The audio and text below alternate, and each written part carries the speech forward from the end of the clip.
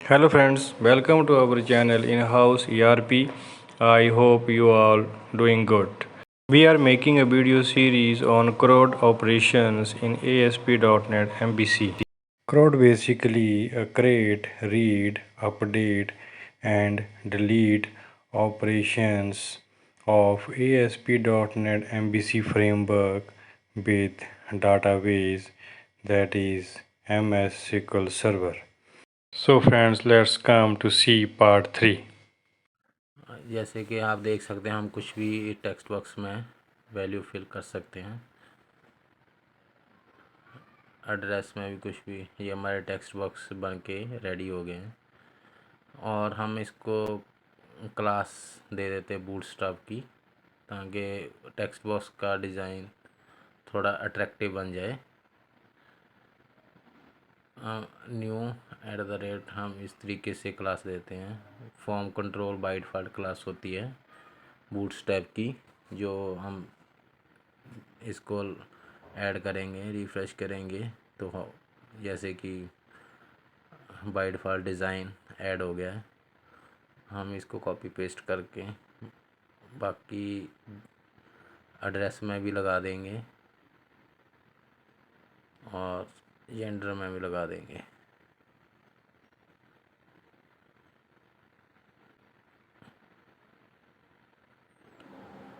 ये हमारा सिंपल सा फॉर्म क्रिएट हो गया। अगर आप टेम्पलेट यूज़ करते हो तो डिज़ाइन अच्छा मिल जाएगा आपको।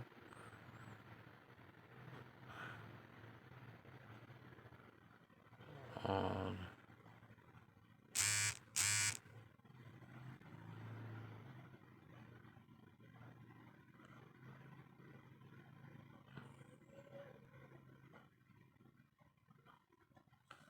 और हम कुछ मार्जिन देते हैं।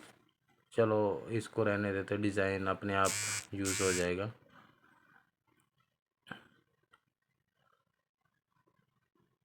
और हम क्या करते हैं कि एक बटन को भी एक क्लास दे देते हैं BTN, जो बटन का डिज़ाइन थोड़ा अट्रैक्टिव बन जाएगा। BTN primary by default class होती है।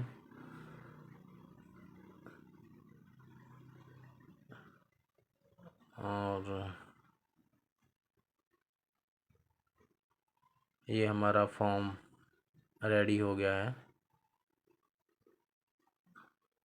हम क्या करते हैं कि जेंडर को ड्रॉप डाउन में कन्वर्ट कर देते हैं, ताकि आपको ड्रॉप डाउन के बारे में भी पता चल जाए कि ड्रॉप डाउन हम कैसे ऐड करते हैं MVC में।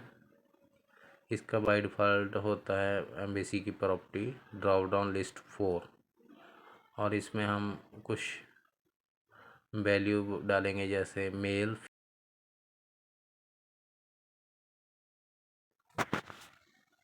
और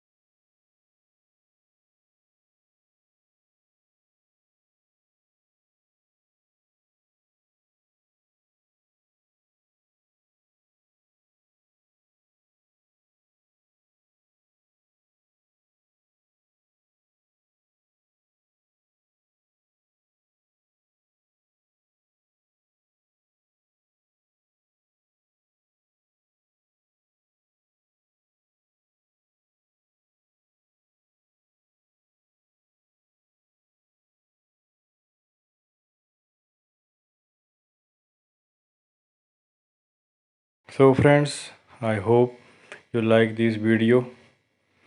The next part, that is part 4, will come soon. So thanks for watching this video. Please do like, share, subscribe, and keep support us. Thank you for watching.